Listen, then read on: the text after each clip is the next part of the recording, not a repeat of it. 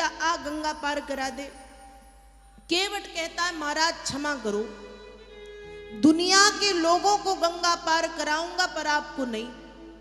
राम जी ने कहा क्यों, तेरी मुझसे कोई दुश्मनी है? कहा नाना सरकार दुश्मनी तो कोई नहीं। फिर क्यों? कहा प्रभु कहा ही तुम्हार मरम मैं जाना। सरकार मैं आपके मरम को जानता हूं। मरम कैसा? कहा प्रभु मैं जानता हूं कि जब ये जादू वाले पांव एक पत्थर पर स्पर्श कराए गए, एक पत्थर को छुआए गए, तो वो पत्थर भी सुंदर नारी में परिवर्तित हो गया। सरकार जब पत्थर नारी बन सकता है तो मेरी ये नैया तो काठ की है, अब मेरी काठ की ये नैया नारी बन गई तो बड़ी आफत हो जाएगी।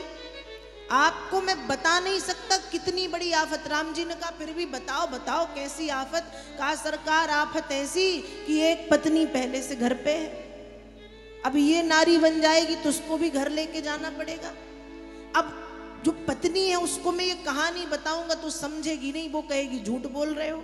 क्योंकि प्रभु दुनिया में भगवान को समझाया जा सकता है, दुनिया में भगवान को समझाया जा सकता है और भगवान को समझाना सरल है, लेकिन पत्नी को नहीं समझाया जा सकता। पत्नी को समझाना बहुत कठिन, पत्नी नहीं समझ सकती प्रभु। तो दो दो हो जाएंगी, एक पहले से है, कितनी हो जाएंगी? दो। अब दो हो जाएंगी तो मुझसे भी दोनों झगड़ेंगी और आपस में भी दोनों झगड़ेंगी। और प्रभु खाऊंगा क्या और खिलाऊंगा क्या? बड़ी आफत है, इतनी बड़ी रिस्क मैं नहीं ले सकता। क्षमा करें प्रभु, मैं आपको गंगा पार नहीं कराऊंगा। केवट ने जब ऐसा कहा तो केवट की बातें सुन के राम जी मुस्कुरा रहे हैं। सुनी केवट के बैन प्रेम लपेटे, अटपटे बेहसे करुणा ऐन चितय जानकी लखन तन। मुस्कुरा रहे, व्यंग्य भरी बातें केवट की ये बातें सुन के। अब राम जी कह रहे भैया हर समस्या का समाधान होता है, इस समस्या का कोई तो समाधान होगा। कहा सरकार समाधान है। समाधान क्या?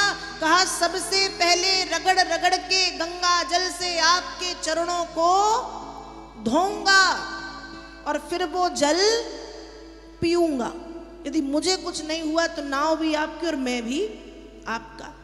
रगड़ रगड़ से के गंगा जल से राम जी के पैर धोए, उस जल को पिया। जब केवट को कुछ नहीं हुआ तो कहा अब ये भी आपका और नाव भी आपकी, मतलब केवट भी आपका और नाव भी आपकी। ठीक है। अब केवट ने गंगा जी पार करा दी, राम जी को पार करा के उस पार ले गया।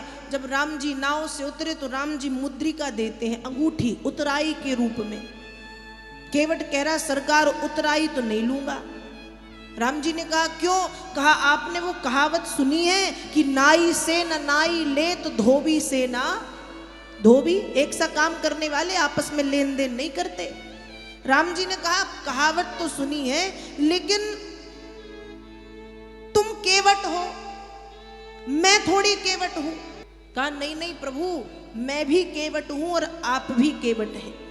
राम जी ने कहा ये कब हुआ? लक्ष्मण जी ने कहा मैं तो पहले से कह रहा था ये पागल है, आप पागलों की बातों में जल्दी आ जाते हो। राम जी ने कहा नहीं नहीं तू बता पहले कि तुम केवट हो पर मैं केवट कैसे? केवट कह रहा सरकार फर्क सिर्फ इतना है कि मैं छोटी सी नदी गंगा पार कराने वाला केवट हूं और आप संसार सागर को पार कराने वाले केवट हैं। और केवट तो आप भी। अब प्रभु कृपा करनी ही है तो ऐसी कृपा कर दो कि जब आप मेरे घाट आए तो मैंने आपको गंगा जी पार करा दी, जब मैं आपके घाट आऊं तो आप मुझे भव सागर से पार करा देना। कर दी जो भव पार प्रभु जब घाट तुम्हारे यही हो, मैं उतराई ना लई हूं। ऐसे केवट के भाव हैं। और ऐसे भाव क्यों हैं? क्योंकि केवट ने राम जी के चरणों की धूल के महत्व को समझा है। राम जी के चरणों की धूल के महत्व को देवी अहिल्या ने समझा है और आज ठाकुर जी के चरणों की धूल के महत्व को गोपियों ने समझा है। जब ब्रज की धूल में गोपियों को भगवान के चरण कमलों की रज मिली तो गोपियां कह रही धन्या अहो अमीयात्यो गोविंदांग्रेब्जुरैणवा यान ब्रह्मेशो रमा देवी दधुर्मूर धन्य गुणुत्तय। हम धन्य हैं, हम धन्य हैं।